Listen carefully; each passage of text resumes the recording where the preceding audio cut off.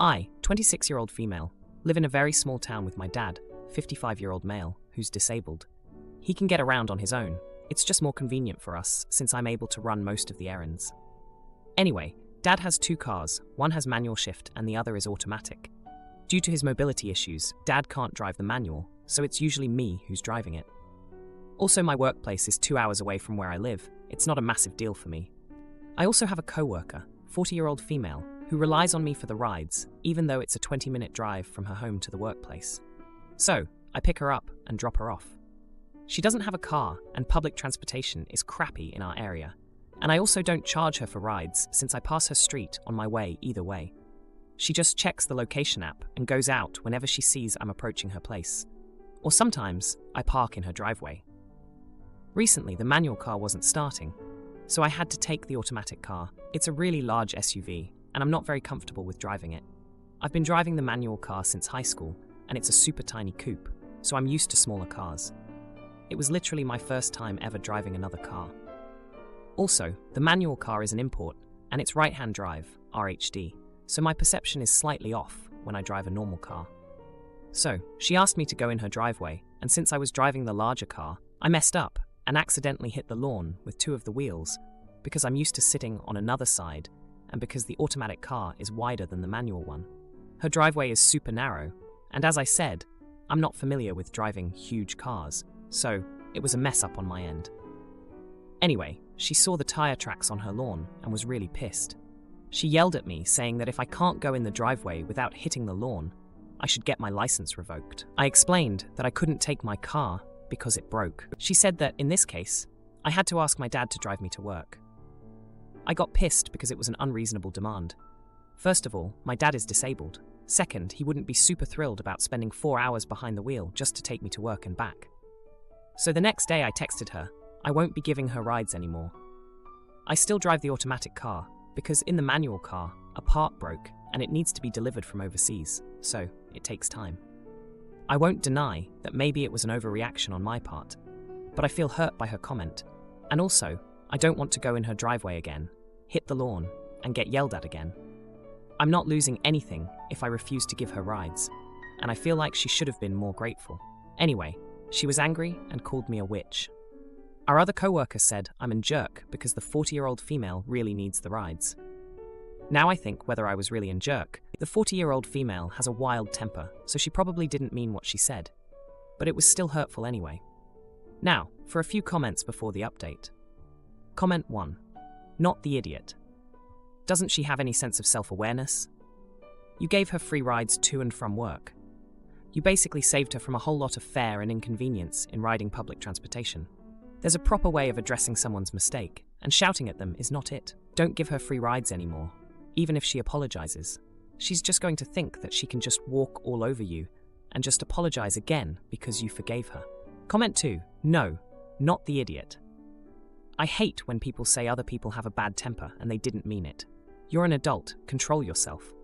I think it's okay to be mad about the marks on the lawn, but instead of yelling and insulting you, she could have said that she will come out of her driveway next time. You're doing her a huge favor, and she's being ungrateful. If your colleague is concerned about that, she should pick her up. Now for the update. Hey everyone, it's been 3 months since I last posted about the whole car situation with my coworker. A lot has happened since then, and I think it's time for an update. So, after I stopped giving her rides, things at work became tense. My coworker, let's call her Karen, was giving me the cold shoulder and bad-mouthing me to anyone who would listen. It was a tough time, especially since we work in such a close-knit environment. I tried to keep my head down and focus on my job, but it was hard not to feel the strain. Now, let me give you a bit of history about Karen and me. We've been working together for about 5 years now, and we've had our ups and downs. She's always been a bit hot-headed, and I've always been the one to try and smooth things over. We used to be pretty close, grabbing lunch together and covering for each other when needed. But ever since the car incident, things had never been the same. One day, about a month after I stopped giving her rides, Karen approached me. She looked different, less angry, and more defeated. She apologized for her outburst and explained that she had been under a lot of stress at home. Her mother, who lived with her, had been ill, and without the rides, it was harder for her to manage everything. I felt a pang of guilt. remembering the times my dad needed extra help when his disability made things tough. We talked it out, and I learned that Karen had been trying to save up for a car, but with her mom's medical bills, it was nearly impossible. I understood her frustration, but I also needed her to understand that my dad's needs and my comfort with driving the SUV were important too. After a few more conversations, we came to a compromise. Karen would start contributing to the gas money, and in return, I would pick her up from a more convenient location that didn't require me to navigate her narrow driveway. This way, I could avoid any potential lawn disasters, and she could still get to work. It wasn't a perfect solution, but it was something we could both live with. Things were going smoothly until last week when the unexpected happened. My dad, who had been doing pretty well, took a fall and needed more help around the house. I was overwhelmed, juggling work, caring for him, and now the added stress of driving the SUV I still wasn't comfortable with. Karen noticed the change in me and offered to help. She started taking over some of the errands I usually ran for my dad on her days off. It was a surprising turn of events, considering our rocky past. I guess the whole situation made her see things from my perspective. Just when I thought things were settling down, another shock came my way. The part for the manual car finally arrived from overseas, and I was ecstatic. I took it to the mechanic, eager to get back to driving the car I was familiar with. But when I got there, I found out that the mechanic had made a mistake with the order, and the part didn't fit. I was back to square one, and the tension between Karen and me threatened to resurface. I was frustrated, and I could tell Karen was worried that our arrangement would fall apart. But instead of letting the setback derail us, we sat down and had a heart-to-heart. Karen admitted that she had taken my help for granted and that she was genuinely sorry for how she had treated me. I acknowledged that I could have been more understanding of her situation from the start. We agreed to continue our current arrangement, with Karen helping out with my dad as a way to show her appreciation.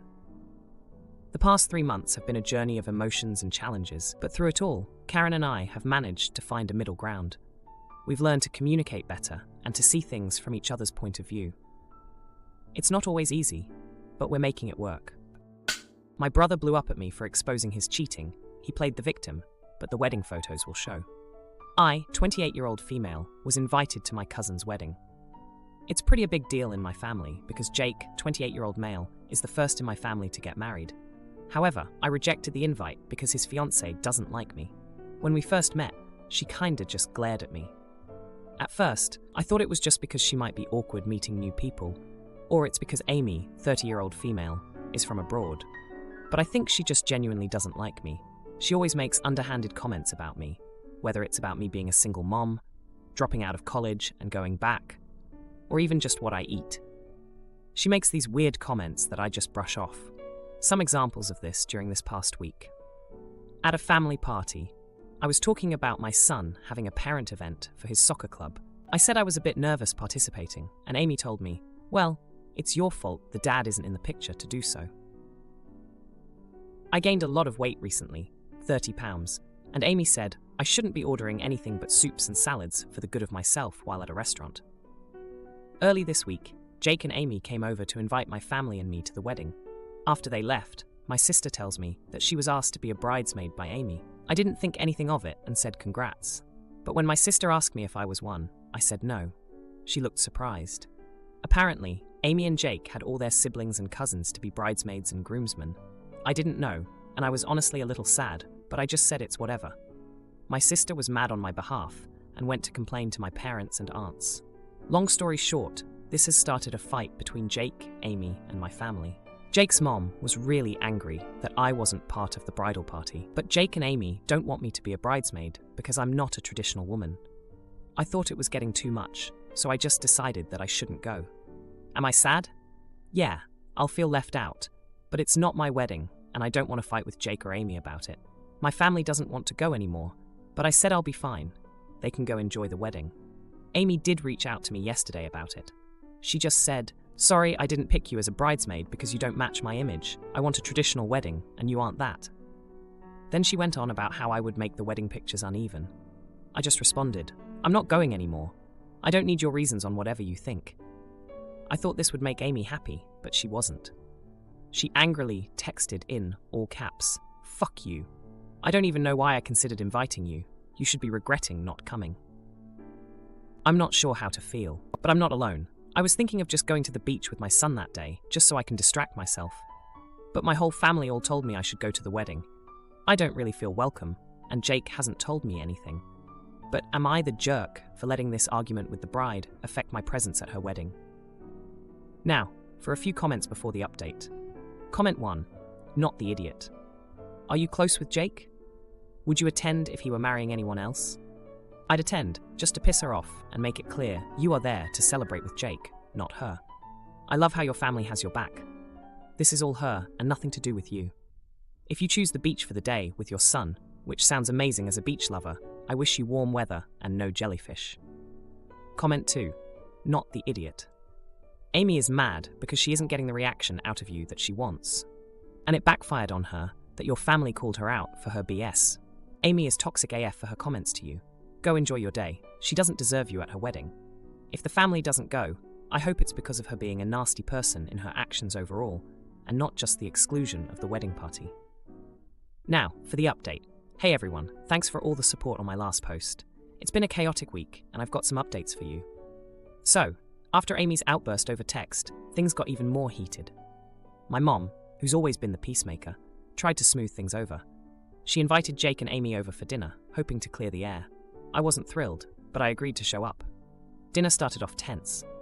Amy was giving me the cold shoulder, and Jake seemed uncomfortable.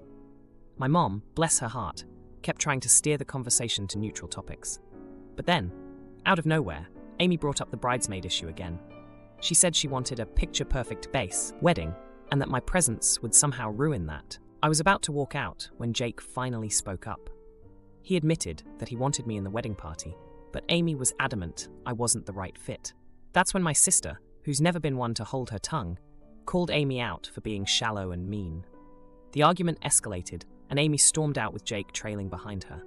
The next day, my aunt, who's always been more like a second mom to me, told me she had a chat with Jake. She reminded him of how close we were growing up, playing video games and getting into all sorts of mischief. Jake had always been my ally, especially when I got pregnant at 20 and the father bailed. He was the one who helped me pick up the pieces. Feeling nostalgic, I dug up some old photos of Jake and me. I sent him one where we were both covered in mud after a failed attempt to build a treehouse. I included a note saying, "Remember when we didn't care about being picture perfect?" Jake replied with a long text. He confessed that he missed our friendship and that he was under a lot of pressure from Amy's family to have a certain type of wedding. He said he was sorry for not standing up for me. Meanwhile, my son, who's been my rock, noticed I was upset. He made me a card that said, "You're the best mom and you're perfect to me." It was a simple gesture, but it meant the world to me. Just when I thought things couldn't get more complicated, my phone buzzed with a message from Amy. She wanted to meet up, just the two of us. I was wary, but I agreed, thinking maybe she wanted to apologize. We met at a local coffee shop, and Amy was already there, looking nervous. She started by saying she was stressed about the wedding and took it out on me. But then, she dropped a bombshell. She confessed that she was intimidated by me. She said that seeing how I handled being a single mom with such grace made her feel insecure about stepping into the role of a stepmom to Jake's niece and nephew from his older brother's previous marriage. I was stunned. All this time, her jabs and comments were because she felt like she couldn't measure up. I didn't know what to say. Before I could process that, Amy's phone rang. She glanced at the caller ID and excused herself to take the call. That's when I noticed her phone was left open to a text conversation with someone named Mark. Curiosity got the better of me, and I couldn't help but glance at the screen. The texts were flirty, with Mark talking about how he couldn't wait to see Amy again, and how their last encounter was mind-blowing. My heart raced as I realized Amy was having an affair. Amy came back, oblivious to my discovery. She continued to talk about wanting to make amends, but I was barely listening. I was trying to decide what to do with this information. As I left the coffee shop, my mind was racing. Should I tell Jake? Would he believe me? And what about the wedding? My family was still divided on whether to attend. Brother rages at my New Year's feast offer, forgetting his huge debt. Parents tried to help, but his toxic outburst revealed the truth. A bit of quick background. My older brother, his wife, my parents, and my younger sister live in the same city. I live in another city far away due to work, but I'll be going back home for the holidays. Yay. Another quick addition. My parents aren't exactly the most wealthy, but they get by. I send money to my parents every month as well. My brother doesn't make as much money as I do, but he makes good enough money to not be considered poor. However, he often makes bad choices with money, spending a ton on his hobbies, but barely spending money on some necessities. He frequently borrows money from my parents and me for other things. So anyway, I suggested to my parents that we all should go to this really good restaurant in our city on NYE. It is a fancy buffet with all the good food. And yes, it is slightly pricey, but not extremely expensive. I told my parents that I would be paying for them, and also my younger sister, she's still in university. I then told my brother about this idea, and he immediately rejected it, saying it's too expensive and how it's a waste of money. He doesn't want to pay a penny for it. I know he can afford this because he has spent tons more on his hobbies. I told him that it would be nice if he joined because my dad really wants to have the family together for dinner. My brother refused and said it's not fair for him because it's too expensive, and he won't pay for it unless I help pay for it as well. I absolutely refused because why would I be paying for my brother and his wife as well? We all have jobs here. My dad found out about this and he was upset because he really wants to have a full family dinner since I only get to come home during the holidays. He then offered to pay for my brother and his wife, and my mom got angry because she was like, "Why would you do that? He can pay for himself." My brother then got angry at me and told me that I should have just stuck to the original plan that my dad made, which is that we do some kind of potluck at home.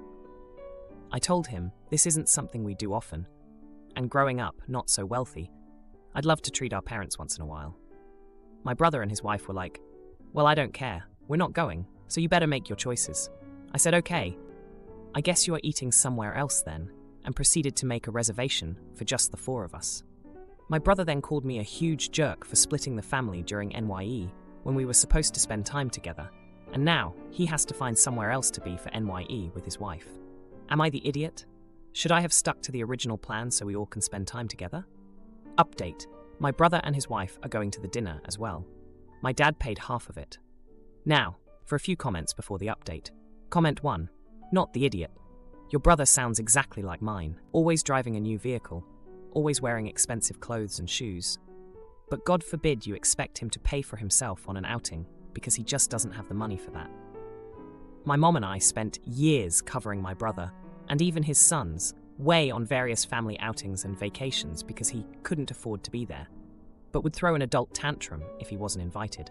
We finally got sick of it, and now he isn't invited to anything, and it saves our mom and I a lot of money. Comment 2. Not the idiot. If your brother is spending a lot on hobbies, you need to quit giving him money. If your parents are giving him money, quit giving them money. Pay a bill for them, or buy their groceries, but don't give money. Your brother has become entitled. He wanted you to pay for him and his wife. You created this by handing out money. I know it's out of love, but you created dependency. Your brother doesn't need it. He wants hobbies. He was willing to take money from your parents, your money, pay bills for them, but that's it. Good luck. Now for the update. Hey everyone, thanks for all the comments on my last post. It's been a wild week, and I've got quite the update for you all. So, after my last post, things took a turn for the dramatic. My brother, who had been so against the NYE dinner, suddenly changed his tune. Turns out, my dad had secretly agreed to pay for half of their meal without telling anyone. I only found out because my mom, who's usually the keeper of secrets, let it slip during one of our phone calls. She was furious, and honestly, so was I. But here's where it gets juicy. My brother's sudden willingness to attend the dinner wasn't just because of my dad's offer. No, it turns out his wife, my sister-in-law, had been pushing him to go. She had always been the social butterfly of the family, and the thought of missing out on a fancy dinner was too much for her to bear. She had been working on my brother behind the scenes, convincing him to accept my dad's offer. Now, my sister, who's still in university, had been looking forward to this dinner as a break from her studies. She's always been the peacemaker in the family, and she tried to smooth things over between everyone. But when she found out about the secret deal, she felt betrayed. She had been scrimping and saving for her own expenses, and here was our brother getting a free ride. The night of the dinner arrived, and tensions were high. We all sat down at the table, and the atmosphere was frosty, to say the least. My parents tried to keep the conversation light, but the elephant in the room was too big to ignore. Halfway through the dinner, my sister couldn't hold it in any longer. She confronted my brother about the money he owed me and my parents. She pointed out how he always had money for his hobbies, but never seemed to have enough when it came to family or paying back his debts. My brother was taken aback, and his wife jumped to his defense, which only made things worse. The argument escalated, and my brother accused me of flaunting my money and making him look bad in front of our parents. He said I was trying to buy their love, which was ridiculous. I reminded him that I was just trying to do something nice for our family, something we rarely got to enjoy growing up. Then, in a moment that left us all stunned, my sister-in-law dropped a bombshell. She admitted that she had been the one to encourage my brother to spend so much on his hobbies, even when they couldn't afford it. She said she wanted to keep up appearances and that she didn't want to look less successful than me. It was a moment of brutal honesty that left my brother looking like he'd been slapped. My dad, who had been quiet the whole time, finally spoke up. He admitted that he shouldn't have offered to pay for my brother and his wife, without discussing it with the rest of us. He apologized for causing more division in the family. The rest of the dinner was eaten in an awkward silence. We all had a lot to think about. My brother and his wife left early, and the rest of us stayed to finish our meal, the taste of the food soured by the night's revelations. As we left the restaurant, my sister and I walked with our parents, who were both quiet and reflective. It was clear that the night had taken a toll on them, and I couldn't help but feel guilty for suggesting the dinner in the first place. If you like this video, you'll probably like these too. Also, while you're here, please consider subscribing. It's your support that keeps this channel alive and allows me to make better and longer videos. Have a great day.